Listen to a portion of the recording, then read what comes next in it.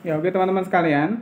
Jadi kali ini kita akan menjelaskan mengenai kurikulum tentang definisi atau pengertiannya, dimensi dan peranan dari kurikulum tersebut. Langsung saja agar nanti tidak banyak menyita kuota teman-teman sekalian.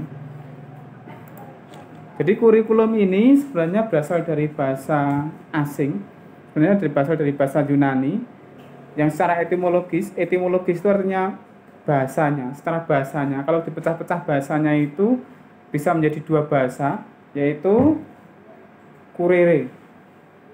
Dan untuk yang kulumnya, yang ini kulumnya ini tambahan saja. Tapi asal kata utamanya adalah kurere tadi. Kurere ini dalam bahasa Latin kurir atau kurere ini yang artinya tempat berlari. Jadi kalau kita melihat di sirkuit balapan atau di tempat stadion itu ada tempat berlari. Nah, itu di mana tempat berlari itu pasti ada line-nya, ada batasnya, batas kiri kanan dan batas ujung dengan ujung. Artinya apa? Ini menunjukkan bahwa ada suatu jarak yang harus ditempuh dari start sampai finish dan tidak boleh keluar dari garis yang tempat berlari tersebut. Tidak boleh ke kiri terlalu jauh, ke kanan terlalu jauh. Jadi kurikulum ini memberikan patokan bahwa ada suatu jarak yang harus ditempuh dari awal sampai akhir dan tidak boleh keluar dari batasan tertentu. Sehingga kurere ini masuk dalam dunia kurikulum, diambil terus menjadi kata kurikulum tadi. Digunakan dalam dunia pendidikan dengan pengertian sebagai yaitu sebagai rencana dan pengaturan tentang sejumlah mata pelajaran yang harus dipelajari peserta didik dalam menempuh pendidikannya di lembaga pendidikan tertentu. Dari awal sampai akhir ada batasannya.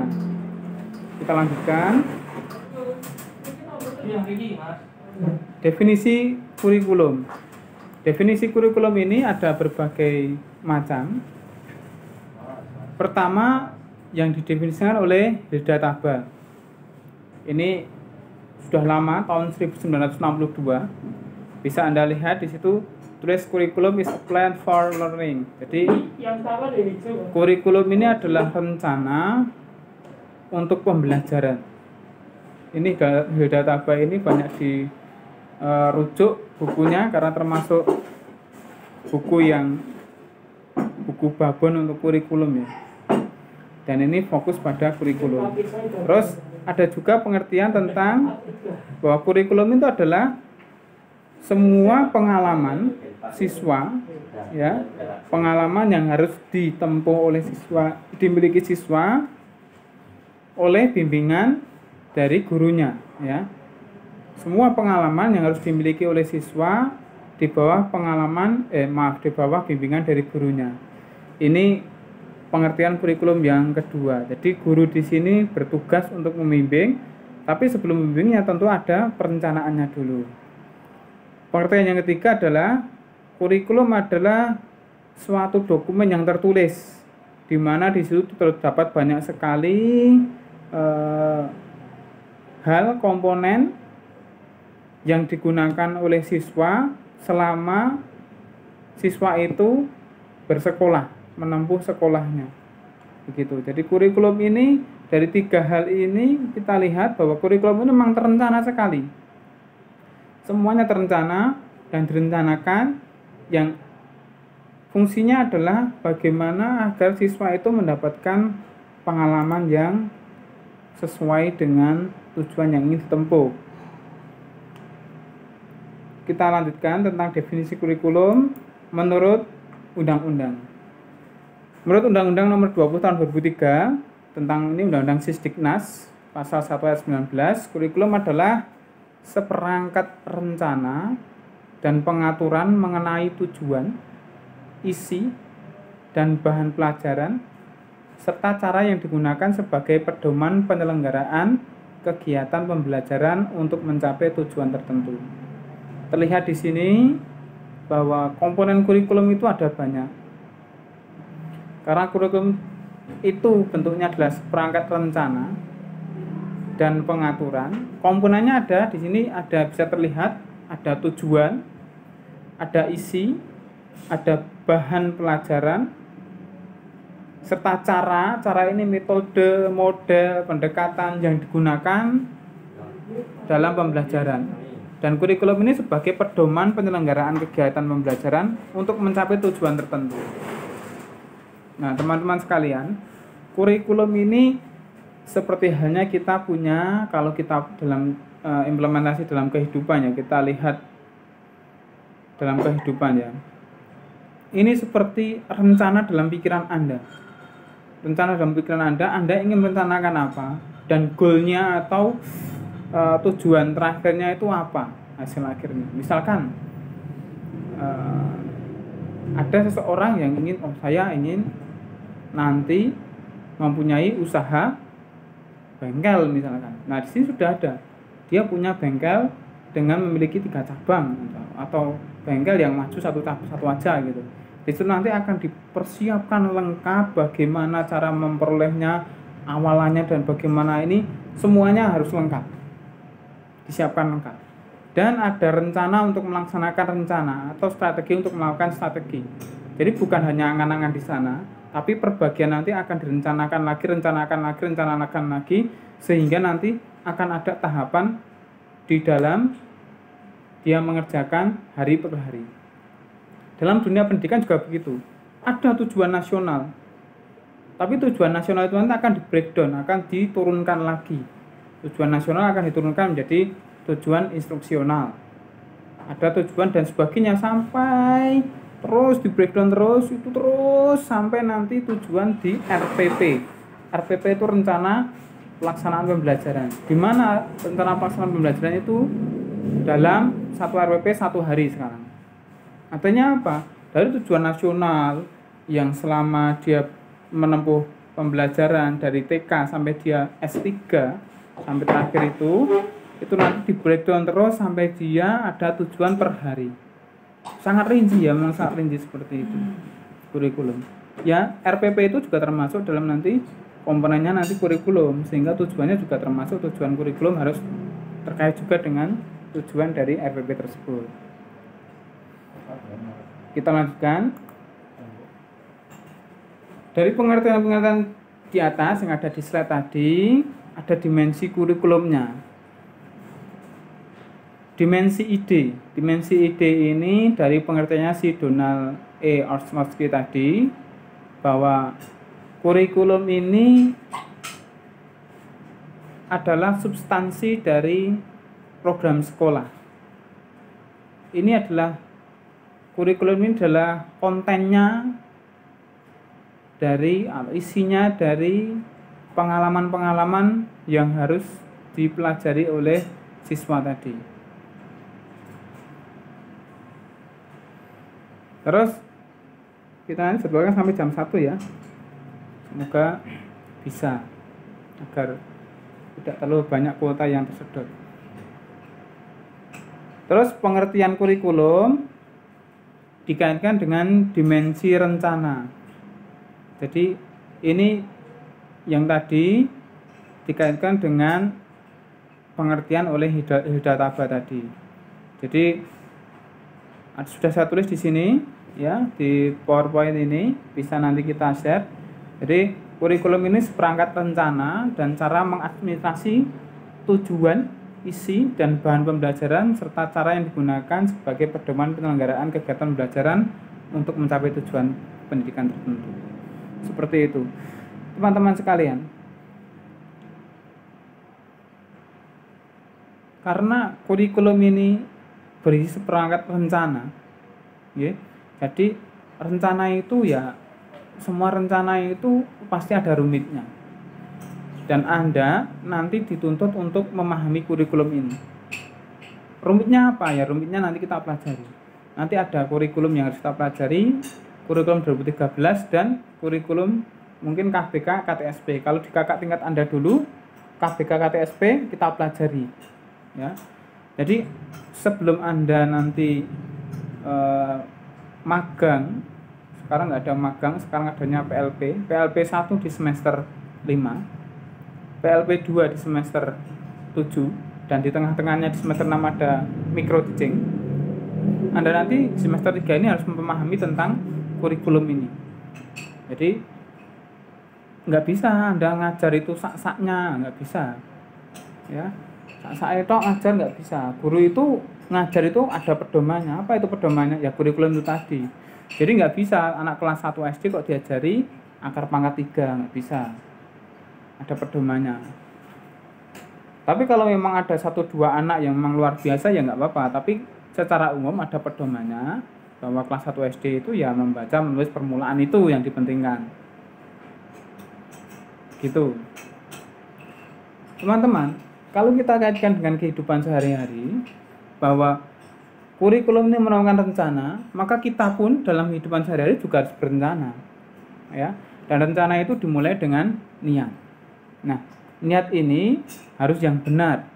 Ketika Anda belajar di Unisri, ya, niatkan ini untuk ibadah, teman-teman. Jangan hanya mencari pekerjaan untuk mencari pekerjaan nantinya atau mencari uang, gitu. Karena uang dan pekerjaan itu kadang-kadang tidak sejalan dengan ijazah yang Anda dapatkan. Kita dapati dalam kehidupan sehari-hari, orang yang tanpa ijazah pun luar biasa penghasilannya, gitu. Jadi Anda mantapkan dulu bahwa Anda belajar ini niatkan karena ibadah. Kita lanjutkan. Untuk dimensi yang ketiga yaitu dimensi aktivitas, di mana ini merujuk pada pendapatnya Harold Alberti, ya. Sudah saya tulis di situ, yang mengungkapkan bahwa kurikulum ini seperangkat aktivitas yang harus dilakukan oleh siswa di dalam sekolah. Dan aktivitas ini nanti yang akan membawa pengalaman dan pemahaman dan keterampilan pada siswa. Selanjutnya, pengertian kurikulum berkaitan dengan dimensi hasil. Ini Hilda Taba dalam Nasution yang dalam asas-asas kurikulum mengungkapkan bahwa segala usaha yang dilakukan oleh sekolah untuk memperoleh hasil yang diharapkan dalam situasi di dalam atau di luar sekolah. Jadi nanti kita bahas tersendiri tujuan dari kurikulum itu, nanti ada tujuan-tujuannya. Tapi tujuan itu adalah sesuatu yang dibahas dan ditetapkan di awal, tetapi harus didapatkan dan diselesaikan di akhir. Saya ulangi, tujuan ini harus dibahas dan ditetapkan di awal, seperti hanya niat, tetapi harus didapatkan di akhir dari kegiatan. Kalau niat itu sesuatu yang harus ditetapkan, Anda tetapkan di awal dan harus dijaga keutuhan niatmu sampai akhir. Jangan sampai salah niat nanti atau niatnya berubah.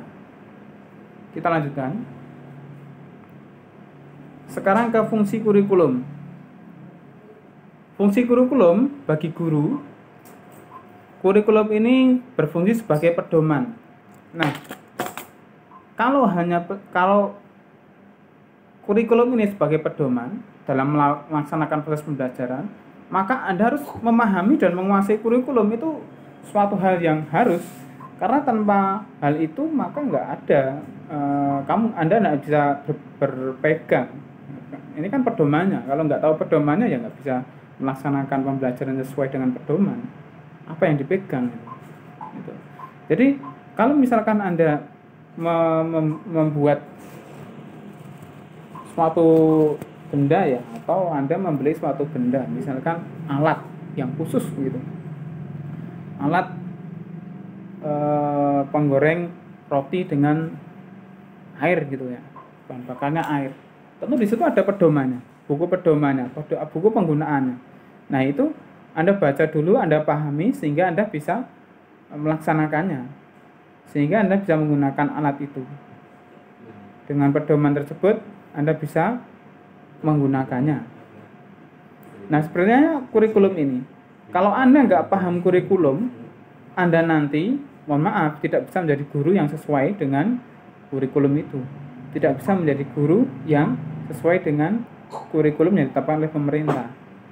dan itu akan bermasalah nanti Anda gitu. Ya. Nah, teman-teman sekalian, makanya kita perlu belajar. Kita perlu menggali, kita perlu memahami kurikulum itu seperti apa. Dan ini tugas masing-masing. Ini adalah kewajibanmu sebagai seorang calon guru. Tanpa kamu memahami, tanpa kamu belajar dan memahami, Anda nggak bisa jadi guru. Jadi Anda memang harus memahami kurikulum ini. Jadi terpaksa maupun tidak terpaksa, kalau Anda memang mau jadi guru nantinya, ya, Anda harus memahami kurikulum, memahami seluk-beluknya. Gitu. Ini suatu bangun kesadaran diri bagi Anda. Mau tidak mau Anda harus mempelajari kurikulum. Gitu. Itu kalau Anda ingin menjadi guru yang bagus. Ya, ya seperti inilah. Ketika kita ingin sukses di dunia ini, di kehidupan ini, ya, di pekerjaan, kita memang harus belajar untuk mencari ilmunya, sukses di kehidupan ini, di dunia ini, di dunia usaha itu. Misalkan ingin sukses dalam dunia usaha, misalkan real estate, jual beli tanah dan bangunan, ya Anda harus memahami itu agar tidak kejebak. Seperti halnya ketika Anda ingin sukses di akhirat, tentu ada ilmunya juga. Dan ilmunya itu hanya bisa dipelajari dan dilaksanakan di dunia ini. Nah, pertanyaannya apakah Anda sudah sadar diri mempelajari dan mengamalkannya, melaksanakan di dunia ini, karena nanti di akhirat nanti Anda tinggal mengambil hasilnya. Pertanyaan di situ. Kalau Anda mengejar dunia, menjadi guru aja perlu belajar, menjadi guru aja perlu belajar 4 tahun untuk menjadi guru yang sukses, apalagi untuk menjadi mendapatkan akhirat yang sukses. Nah, ini kembali ke diri Anda sendiri, begitu. Selanjutnya, fungsi kurikulum bagi kepala sekolah dan pengawas. Kurikulum ini berfungsi sebagai pedoman dalam melaksanakan supervisi atau pengawasan. Sudah sesuai dengan kurikulum atau belum? Karena kurikulum ini suatu pedoman, maka kepala sekolah dan pengawas tinggal ke sekolah. Nah, guru kamu sudah sesuai dengan kurikulum ini enggak? Kalau sudah sesuai, ya bagus, jadi guru yang bagus tadi, yang baik. Tapi kalau tidak sesuai, maka nanti bisa dibina.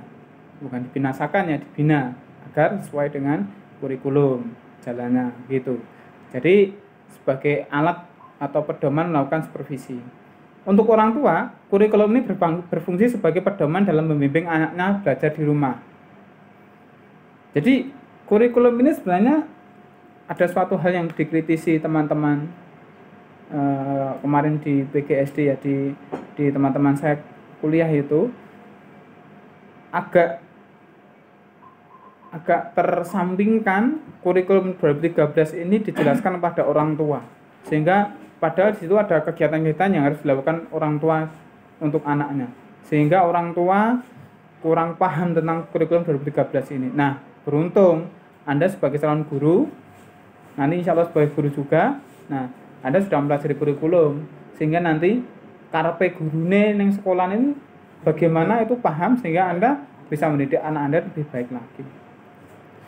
Sebagai masyarakat, fungsi kurikulum untuk masyarakat, kurikulum berfungsi sebagai pedoman untuk memberi bantuan bagi penyelenggaraan proses pendidikan di sekolah.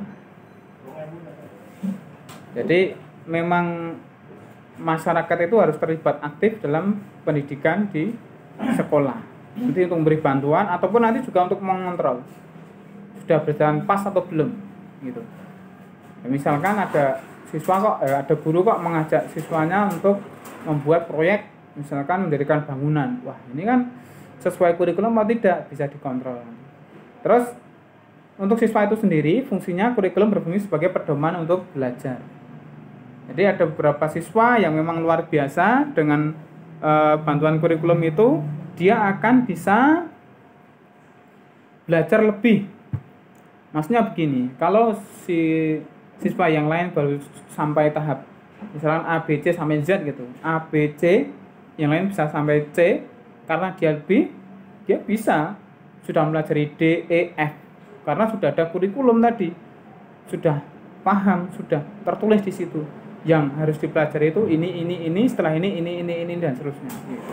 Kita lanjutkan.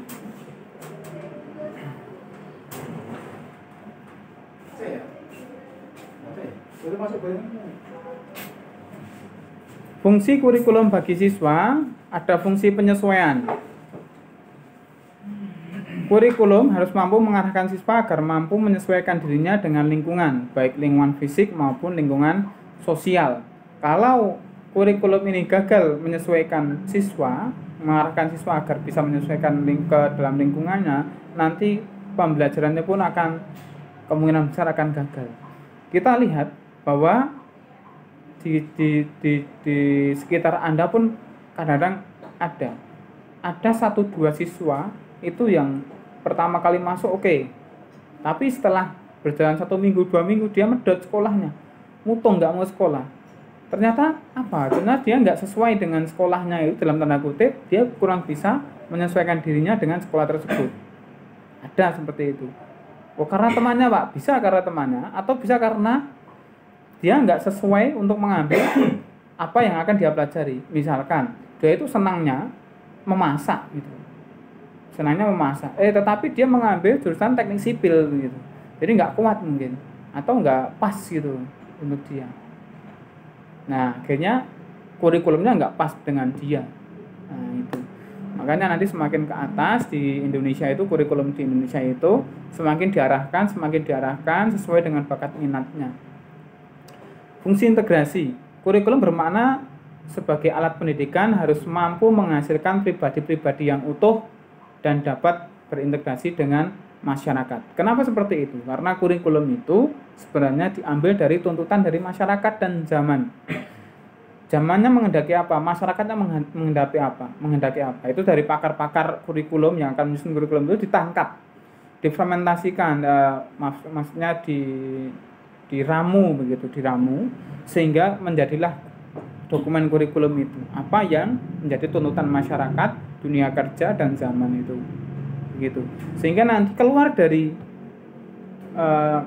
misalkan Anda keluar dari kampus ini, harusnya Anda sudah bisa bergaul dengan masyarakat dengan baik, entah itu masyarakat dunia kerja atau dunia di sekitar Anda begitu. Karena Anda sudah ada paket komplitnya. Tapi kembali lagi, apakah paket komplit tersebut bisa terserap oleh mahasiswa atau siswa itu dengan baik? Kalau nggak terserap dengan baik, ya menjadi manusia yang kurang utuh tadi, begitu. Karena guru itu Anda tahu sendiri ada beberapa kompetensi sosial, kompetensi pedagogik dan sebagainya. Kompetensi sosial itu dia harus bisa bergabung dengan dunia sosial. Nah ini ada di mata kuliah yang lain. Dan juga misalkan ada komunikasi antar pribadi, di situ diajarkan tentang komunikasi dengan orang lain. Nanti mungkin di semester lebih atas dari Anda ya. Gitu. Sehingga nanti paketannya itu komplit. Misalkan di S1 PGSD ini. Keluar dan juga ada manajemen sekolah, manajemen kelas.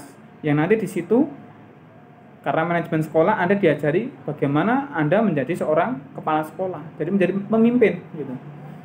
Nah, ini paketnya komplit.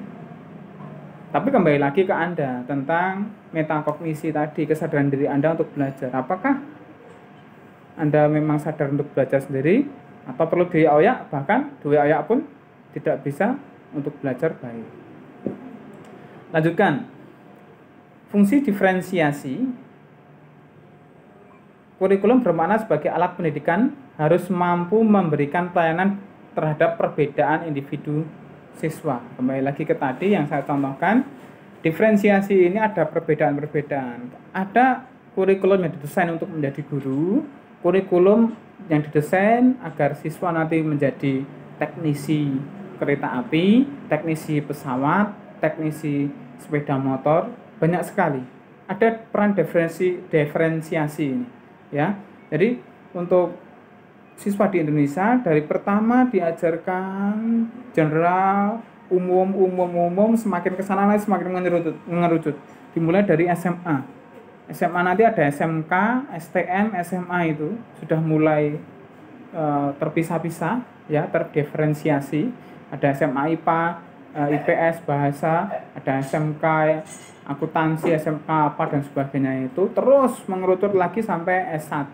Terus mengerucut sampai S2, S3, bahkan di kedokteran itu ada spesialis. Ini fungsi diferensiasi.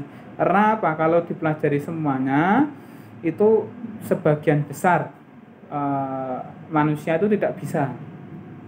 Bukan karena kapasitas otaknya, tapi banyak hal yang mengaruhi ketidakbisaan itu. Kalau Anda memang mau, Anda bisa kuliah di PGSD, nanti setelah di PGSD misalkan ambil lagi kuliah bagian atau prodi bimbingan konseling atau psikologi, sehingga Anda memahami tentang psikologi anak dan perkembangannya si anak tadi secara mutlak gitu. Bagus sekali itu. Kita lanjutkan. Dulu itu kalau di zaman-zaman dahulu banyak orang yang dia ahli kedokteran, tapi ahli juga siasat perang, ahli juga tentang sejarah, ahli juga tentang politik, banyak sekali itu seperti itu. Ada fungsi persiapan bagi siswa. Fungsi persiapan ini bermakna sebagai mempersiapkan siswa untuk melanjutkan studi ke jenjang pendidikan yang selanjutnya. Dari sini kurikulum itu nanti breakdown dari kurikulum itu, dari tujuan nasional itu nanti akan dipecah-pecah dengan tingkatan sampai tingkatan yang paling sederhana. Misalkan di kelas 1 itu kalau dulu itu utamanya adalah bisa membaca, menulis, dan berhitung. Ketika saya dulu diajar di S1 PGSD, waktu saya dulu kuliah seperti Anda itu, jadi dosen saya itu mengatakan kalau Anda nanti menjadi guru kelas 1, utamakan untuk materinya siswa itu bisa baca, tulis, dan hitung. Itu untuk materinya. Ya, tapi untuk karakternya beda lagi. Nah, itu dulu, sehingga sudah dipecah-pecah gitu. Nanti kelas 2 apa, kelas 3 apa, kelas 4 apa, dan seterusnya.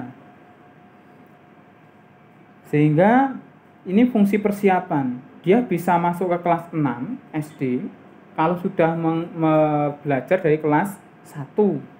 Kalau dari TK langsung ke kelas 6 ya tidak bisa gitu. Karena seperti tangga itu berjenjang. Pak, kalau homeschooling pun juga diajarkan sesuai dengan kurikulum yang berlaku di homeschooling itu, ya. Kita nggak ngomong kelasnya, tapi kurikulumnya. Gitu. Lanjut. Fungsi pemilihan.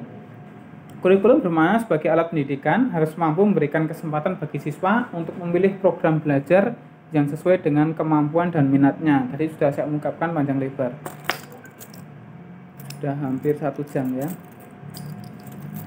Dan juga fungsi diagnostik.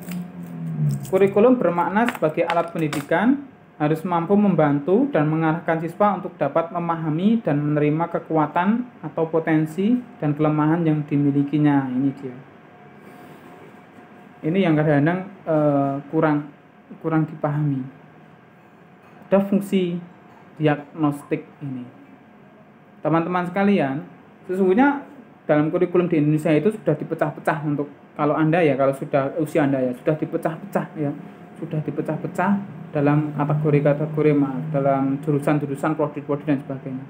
Anda sebenarnya harus memahami dulu Anda itu kuat di mana. Dan Anda itu mempunyai kekuatan potensi yang apa dan kelemahan yang apa.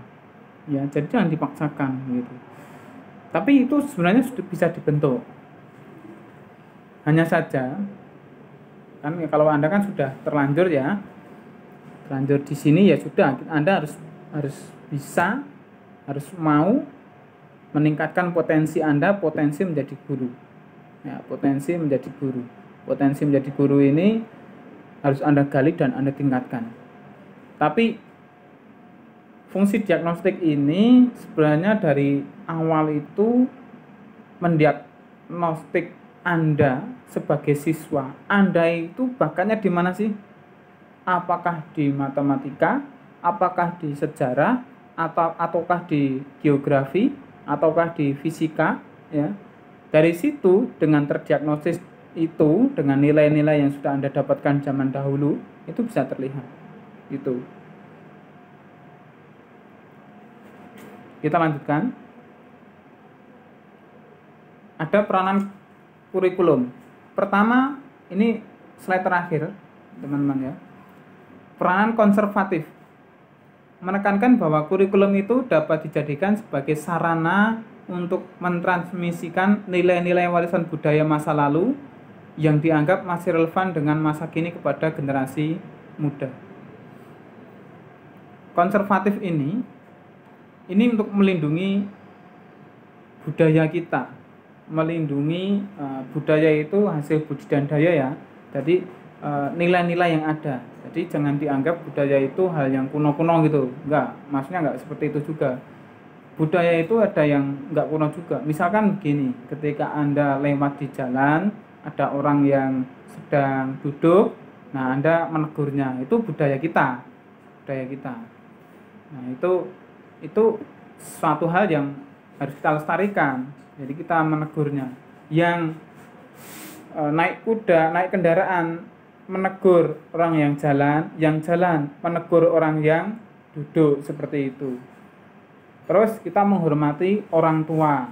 Ketika orang tua sudah sepuh di budaya kita kan, orang tua yang sudah sepuh itu menjadi tanggung jawab si anak. Artinya apa? Anak itu wajib di budaya kita untuk merawat orang tua tersebut. Yang ini berbeda dengan sebagian budaya dari negara-negara berkembang, di mana negara maju. Negara-negara maju yang lain itu ada. Di sana itu manusia sudah dijamin oleh kehidupan manusia dijamin oleh pemerintahnya katanya gitu. Jadi ketika dia sudah jompo, itu yang merawat bukan anaknya, tapi dia sudah menjadi tanggungan dari pemerintahnya sehingga masuk ke panti jompo, dan anaknya sudah nggak begitu gagas seperti itu. Ada seperti itu. Jadi ketika seorang punya anak umur 17 ditanya, apakah kamu sudah balik gitu ya, apakah kamu ikut saya atau mandiri? Kalau mandiri ya silakan mandiri, kalau ikut saya nanti akan dicukupi gitu. Nanti tapi tuanya ya kenapa orang tuanya gitu Pak? Iya, tapi tuanya dia juga nggak dirawat oleh anaknya gitu, karena dianggap itu sebagai tanggungan negara. Nah, ini fungsi peranan konservatif ini. Jadi kurikulum itu berfungsi untuk meneruskan nilai-nilai yang baik yang ada di masyarakat.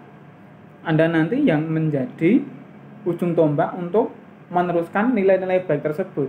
Dari Anda, dari orang tua Anda, dari Anda, nilai yang baik, hal yang baik, kebiasaan yang baik ini Anda teruskan kepada si siswa. Sehingga Anda menjadi salah satu mata rantai dalam amal jariah yang ada di dunia ini. Ya.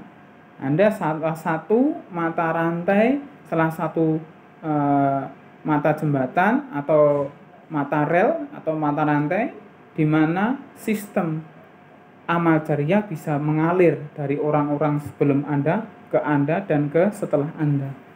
Ya. Ya kita umpamakan kalau misalkan itu sungai yang dialiri itu pasti akan ikut basah. Jadi ketika Anda menjadi salah satu anak cabangnya sungai amal jariah, insya Allah Anda juga masuk dalam sistem amal jariah tersebut. Ya, pahalanya insya Allah Anda pun akan mendapatkannya dengan mengajarkan kebaikan dan nilai yang baik tersebut. Selanjutnya ada peranan kreatif, menekankan bahwa kurikulum harus mampu mengembangkan sesuatu yang baru sesuai dengan perkembangan yang terjadi dan kebutuhan masyarakat pada masa sekarang dan masa mendatang. Nah, ini teman-teman, selain ada peranan konservatif tadi yang mempertahankan nilai yang baik, kurikulum itu harus terlalu sempurnakan. Makanya ada kurikulum KBK, KTSP, K13, sebelumnya kurikulum CBSA dan seterusnya itu, buah-buah itu. Karena kurikulum itu harus terlalu disempurnakan.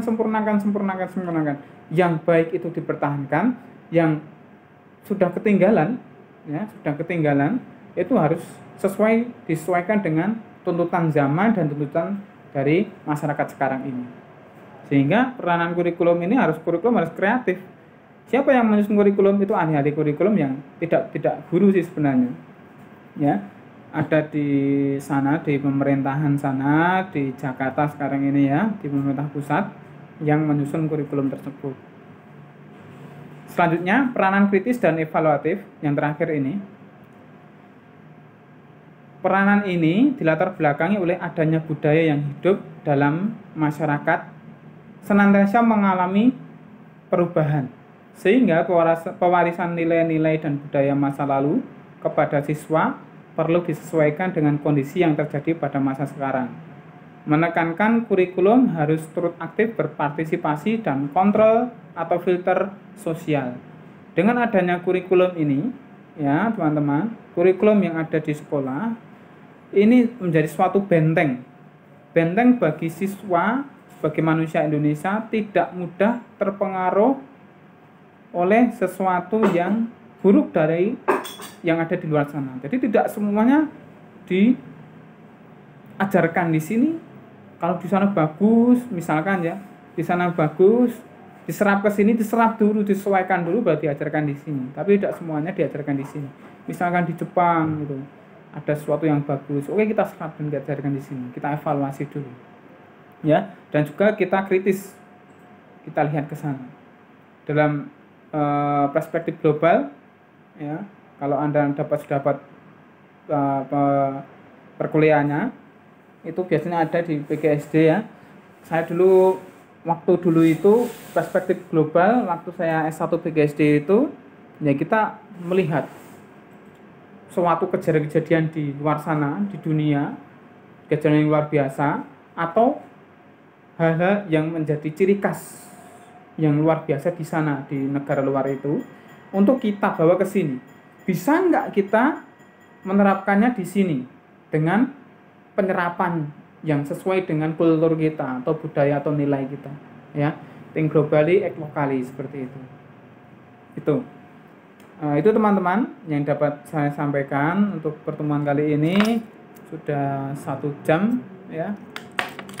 Saya kira tidak berpanjang lebar, tidak seperti kita pertemuan di kelas ada guyonannya dan sebagainya, karena kalau terlalu panjang lebar nanti kasihan teman-teman yang tersedot kuotanya.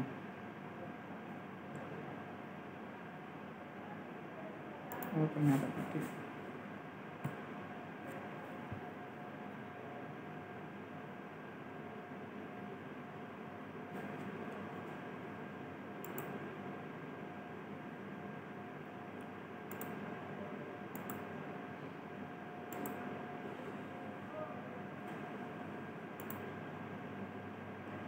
Silakan kalau ada pertanyaan, teman-teman.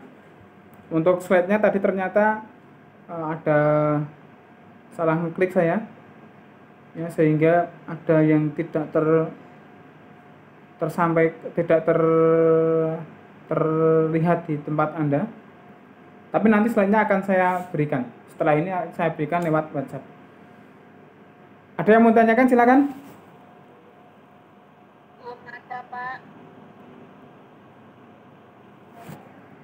Oke, ini ada 89 mahasiswa, 88 ya mahasiswa.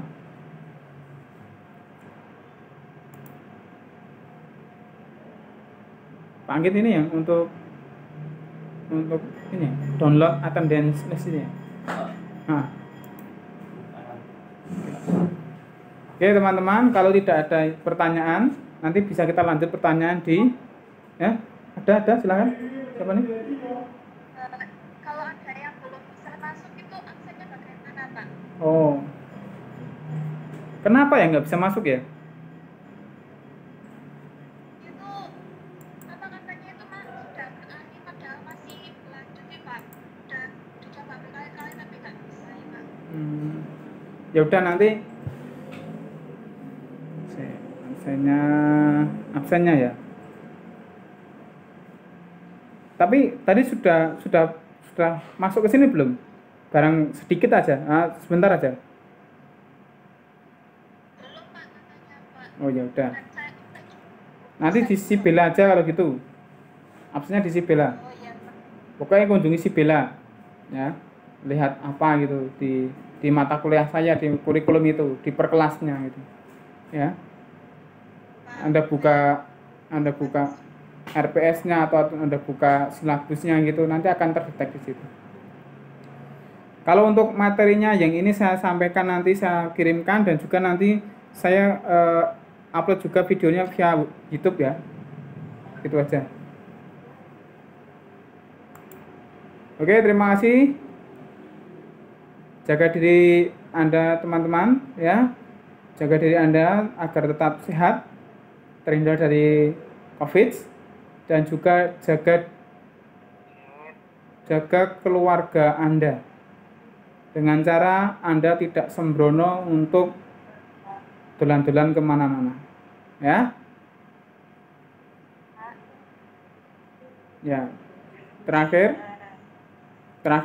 teman-teman, kalau pembelajaran saja untuk mendapatkan dunia ini perlu rencana, kurikulum yang mantap, apalagi kalau Anda ingin mendapatkan akhirat. Maka Anda perlu ya membuat rencana yang matang dan melaksanakannya. Terima kasih. Assalamualaikum warahmatullahi wabarakatuh.